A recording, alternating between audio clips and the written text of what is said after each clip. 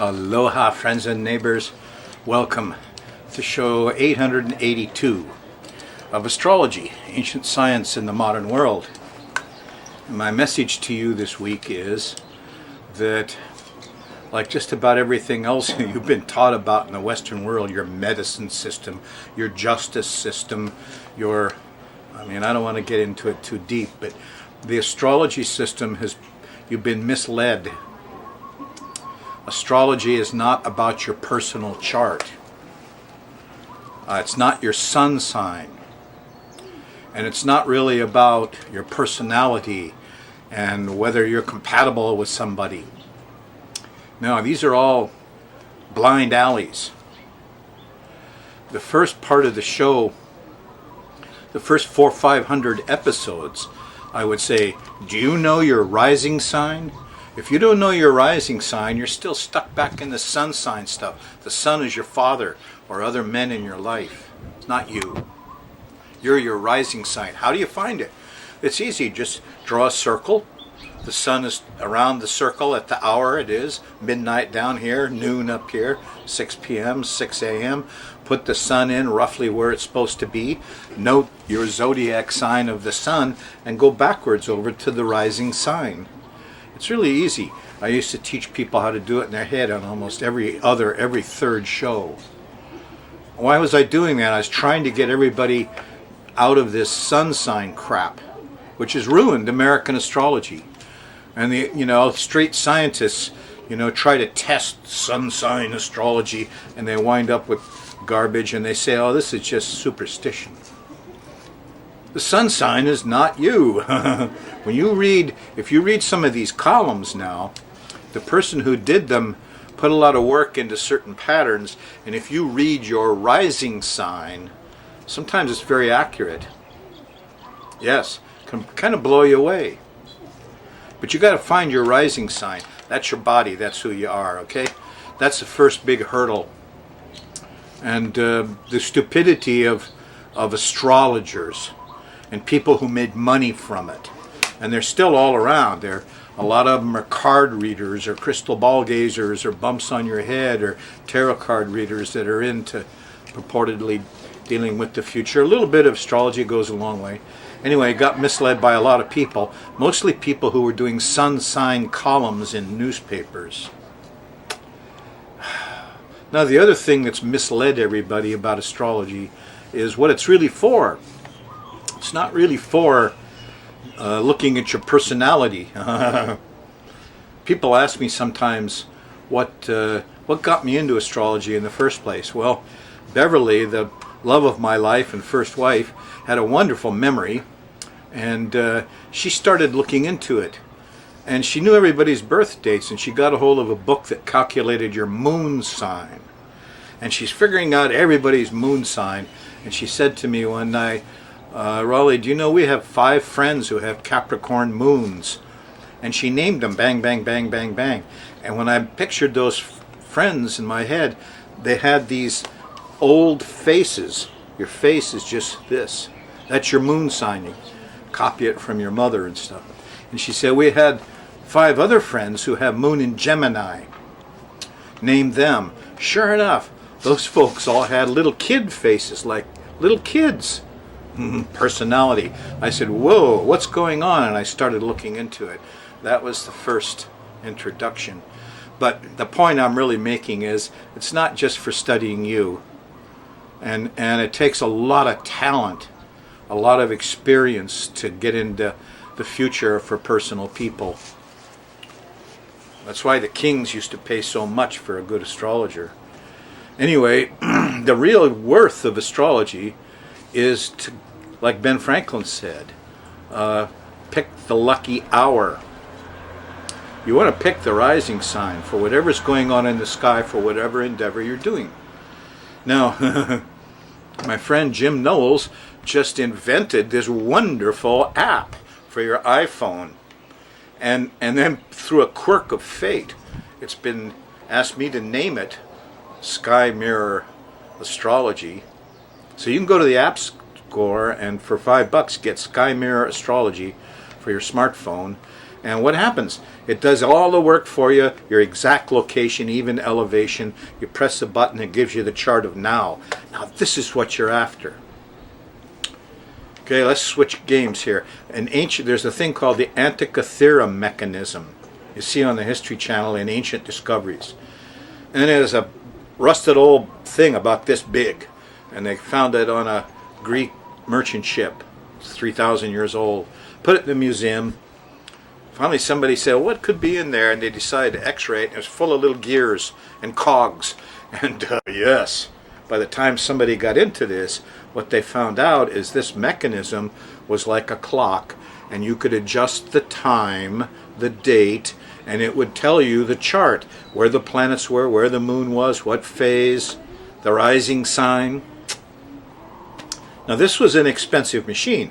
It had, I don't know, 120 gears in it, all made of, brass or gold or something. Anyway, upshot was people are astounded that this level of sophistication existed amongst the Greeks. Well, they wanted to know what the lucky hour was. They didn't use it to analyze their friends' personalities. That might be fun for, some folks, but they used it to get the lucky hour, to do things. Here's another, for instance. That's what your app is for. On your Sky Mirror Astrology app does that for you. Now here's another example. Most of the Roman towns where people did business, in the town square, they had a tower with a big, huge clock-like mechanism on it that told you where the planets were and gave you the rising sign. It moved, it changed. And what happened was, all the merchants who were making contracts and deals, and they knew that there was a lucky hour going on. They would all go down to the Times Square and hang around there with their written contracts or proposals of marriage or whatever. And when the lucky rising sign hit and Jupiter was nearby, everybody went, okay, and they all started doing their contracts for an hour or two. They couldn't afford an Antikythera mechanism. They couldn't afford, there was no such thing as the $5 Sky Mirror Astrology app that you now have at your disposal. When I first started this, I was doing slide rules and charts by hand. Jesus is drawing them in the dirt. And now, in our modern age, Sky Mirror Astrology app gives you the chance to pick the lucky hour. It's a wonderful thing. I'm considering going someplace for my solar return. I thought maybe I should stop by Laughlin, do a little gambling, or Las Vegas, and right away I need to know where Jupiter is. I'm going to hit that slot machine right when Jupiter sextiles the rising sign from the second house. I've had a lot of good luck. I've made money with this. I'm looking for the lucky hour. In fact, the lucky time, if you have the accuracy to do it. And you do now. So forget the sun sign crap. It's just that, lead you astray. Forget all these little branches of weirdo astrology. There's 18 asteroids and 14 fire goddesses past Pluto. And now, folks, just stick to the basics. Look for the lucky hour. It's a tool to start things so that your things are more successful. And now you got a $5 app for your smartphone.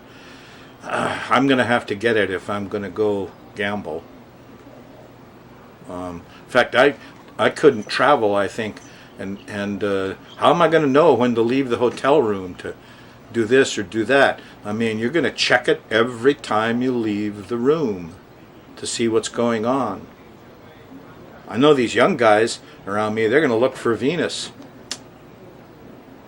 Anyway, that's where we went wrong too. It's not about people. It's not about studying your personality or your character or any of that old crap.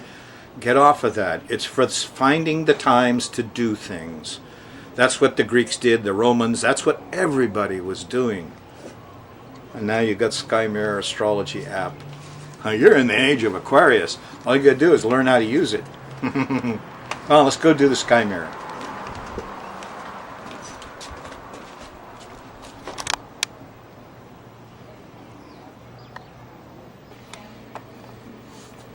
Hey, let's check out the Sky Mirror.